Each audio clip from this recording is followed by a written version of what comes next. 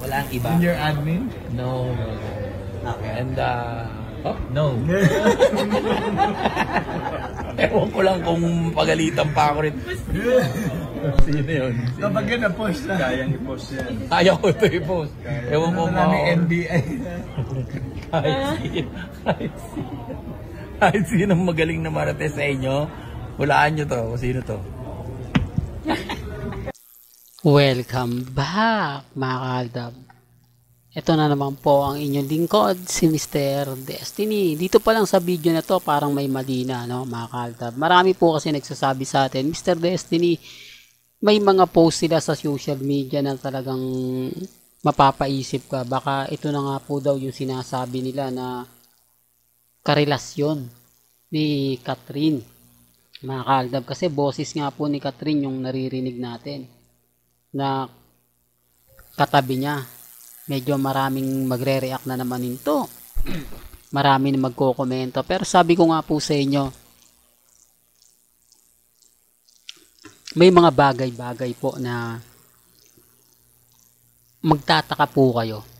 Di po ba?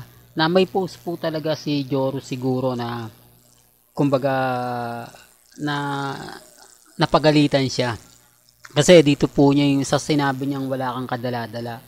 Ibig sabihin, marami pong beses na nagkaroon ng hindi magandang nangyari sa mga pinost nga po nilang dalawa. Common sense na lang po sa mga hindi nakakagets o nakakaano ng mga pinupunto natin. May mga post po na pinagbabawal. Ano nga po ba yung post na pinagbabawal? Ano nga po ba yung mga hindi pinagbabawal? Real talk mga kaaldab. Sabi ko nga po sa inyo, normal lang po na makita po na magkasama sina Catherine at si Alden, di po ba? Pero may mga bagay-bagay na hindi mo po pwedeng ibigay lahat-lahat. Di po ba? Hindi mo po pwedeng ibigay na keso ganito, keso ganon. Hindi, real talk to mga kaaldab. Kaya nga sabi ko sa inyo ako, masaya po ako sa mga nababasa natin. Masaya po ako sa mga napapanood natin. Bagamat maraming mga issue na kumakalat, maraming mga komento na mapapaisip po talaga kayo, lalo na nga po pagdating sa social media. Kaya makita nyo ako mga kaaldab, hindi ako basta-basta nagpapa-apekto. Never po tayong nagpapatalo sa mga bagay-bagay na sinasabi nila. Kaya nga sabi ko sa inyo, kampante lang po kayo.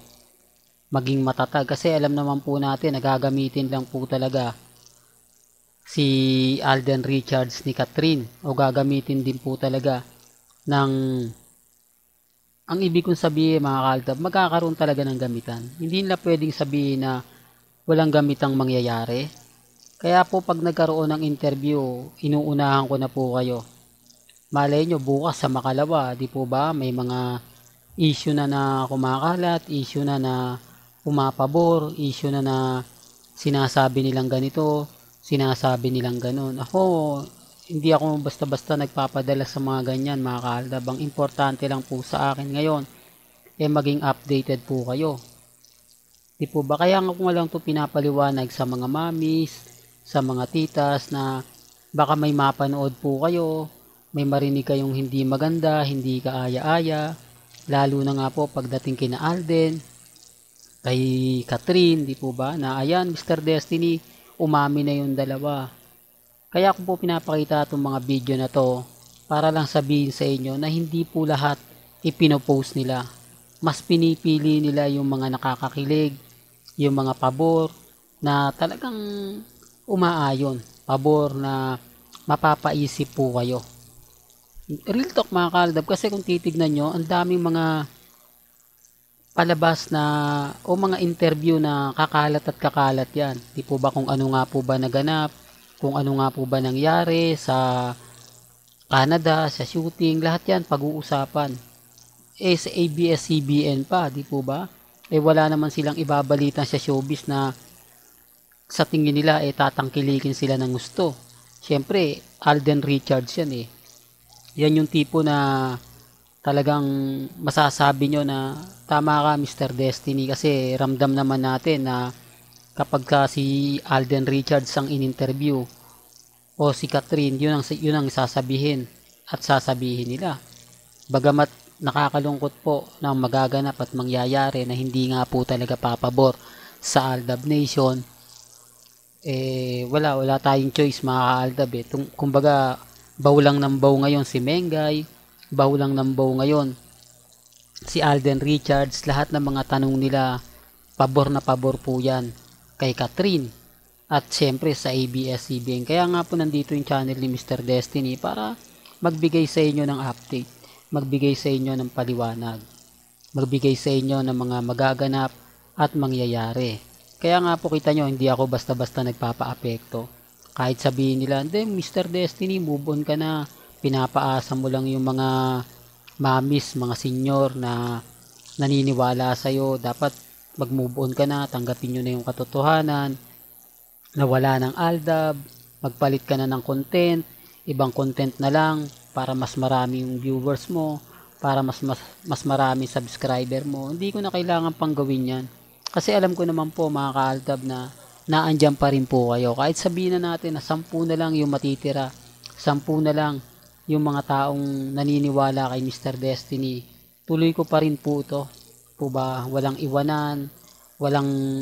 Kasi ramdam ko mga ka-Aldab ramdam ko na yung interview na magaganap, medyo masakit para sa Aldab Nation, especially sa akin kasi ako yung babanatan po nila di po ba?